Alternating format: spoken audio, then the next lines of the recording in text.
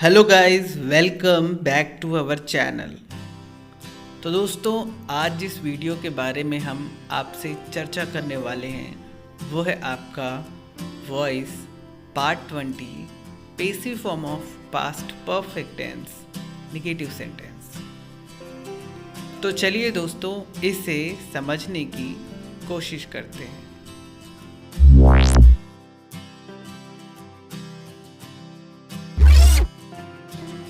तो दोस्तों, आज का हमारा टॉपिक है passive form of past perfect tense negative sentence. Negative sentence अर्थात नकारात्मक वाक्य वे वाक्य होते हैं जिसमें किसी कार्य के ना करने का बोध होता है या फिर नहीं जैसे नकारात्मक शब्दों का उपयोग किया जाता है। दोस्तों, हम जानते हैं कि वॉइस दो प्रकार के होते हैं। एक होता है आपका एक्टिव वॉइस, दूसरा होता है पेसिव वॉइस। और एक्टिव वॉइस असल में टेंस ही होता है। तो हमारे पास्ट परफेक्ट टेंस के नेगेटिव सेंटेंस के एक्टिव वॉइस का जो फॉर्मूला होता है वो होता है आपका subject plus had plus not plus verb का थर्ड फॉर्म प्लस ऑब्जेक्ट और लास्ट में फुल स्टॉप। जब आप इसे पेसिव वॉइस में बदलते हो तो इसका फॉर्मूला हो जाता है object plus had plus not plus been plus verb का third form plus by plus subject और लास्ट में फुल स्टॉप। तो दोस्तों, हमारे पास्ट परफेक्ट टेंस के नेगेटिव सेंटेंस का पहला उदाहरण है, मैं कार्य नहीं खत्म कर चुका था। यहाँ पे दोस्तों कर्ता यानी कि कार्य करने वाला है आपका मैं, जिसे इंग्लिश में कहा जाता है आई। यहाँ पे अगर फॉर्मूले में आप देखें तो जो हेल्पिंग वर्ब लगेगा वो होगा आपका हैड, फिर लगेगा आपका नॉट जैसा कि आप देख सकते हैं फॉर्मूले में, फिर आएगा दोस्तों आपका वर्ब का थर्ड फॉर्म। यहाँ पे दोस्तों वर्ब यानी कि होने वाला कार्य है दोस्तों आपका ख़त्म करना, जिसे इंग्लिश में कहा जाता है फिनिश। जैसा कि आप ऊपर फॉर्मूले में देख सकते हैं कि वर्ब का थर्ड फॉर्म यूज़ करना है। तो वर्ब के तीन फॉर्म होते हैं, प्रेजेंट, पास्ट, पास्ट पार्टिसिपल, इसे ही फर्स्ट फॉर्म, सेकेंड फॉर्म और थर्ड फॉर्म कहा जाता है। तो हमारा जो वर्ब है फिनिश यानी कि ख़त्म करना, इसका प्रेजेंट फॉर्म होगा फिनिशिंग, इसका पास्ट फॉर्म होगा फिनिश्ड और इसका पास्ट पार्टिसिपल फॉर्म भी होगा आपका फिनिश्ड। यहाँ पे हमें वर्ब का थर्ड फॉर्म यानी कि पास्ट पार्टिसिपल फॉर्म चूज़ करना है, तो यहाँ पे लिखेंगे हम फिनिश्ड। इसके बाद आता है आपका ऑब्जेक्ट, जो कि वाक्य में कर्ता, सब्जेक्ट और क्रिया वर्ब को छोड़ करके बचता है। तो यहाँ पे आपका आता है मैं, जो कि है सब्जेक्ट, वर्ब यानी कि क्रिया है आपका ख़त्म करना, जिसे हमने लिखा है फिनिश्ड, और बचता क्या है दोस्तों? जो बचता है वो है आपका कार्य, जैसा कि आप उदाहरण में देख सकते हैं।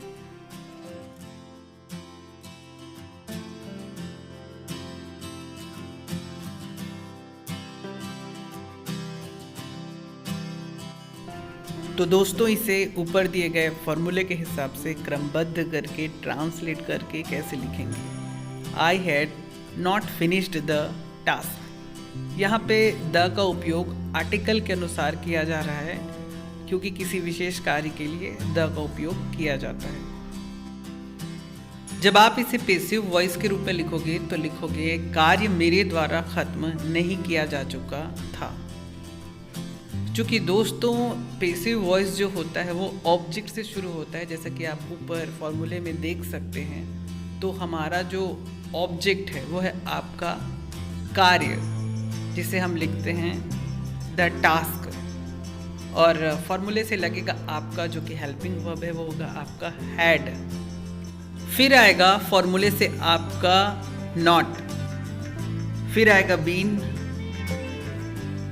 फिर आएगा वर्ब का थर्ड फॉर्म जो कि था आपका फिनिश्ड, फिर आएगा फॉर्मूले से आपका बाय, फिर होगा सब्जेक्ट। यहाँ पे हर सब्जेक्ट के ऑब्जेक्ट फॉर्म यूज़ करने होते हैं।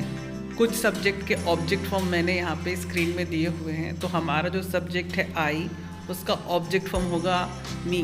तो क्या लिखेंगे हम यहाँ पे? मी।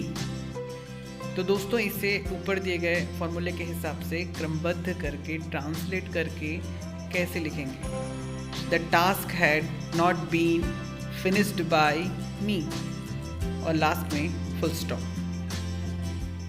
चलिए दोस्तों इसी तरह एक और उदाहरण लेते हैं जो कि होगा आपका तुम फल नहीं बेच चुके थे।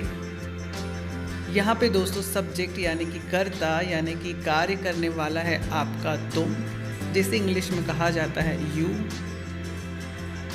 उसके बाद आएगा फॉर्मूले से आप देख सकते हैं वो होगा आपका हैड। फिर है दोस्तों आपका नॉट, जैसा कि आप देख सकते हैं।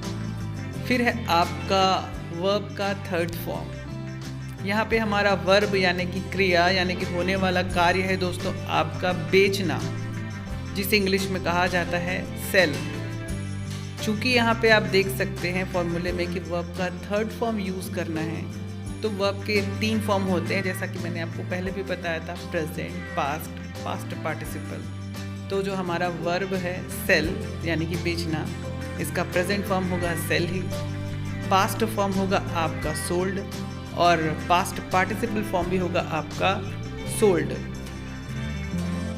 तो यहाँ पे हम वर्ब का थर्ड फॉर्म लिखेंगे आपका सोल्ड। फिर है दोस्तों आपका ऑब्जेक्ट।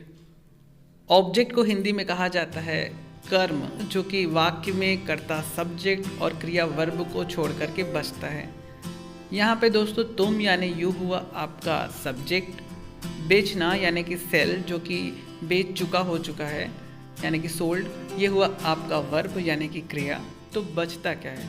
जो बचता है वो है आपका फल, जिसे हम इंग्लिश में लिखेंगे फ्रूट्स, क्योंकि यहाँ पे बहुवचन में फल जो है वो बिक चुके हैं, तो यहाँ पे लिखेंगे हम द फ्रूट्स।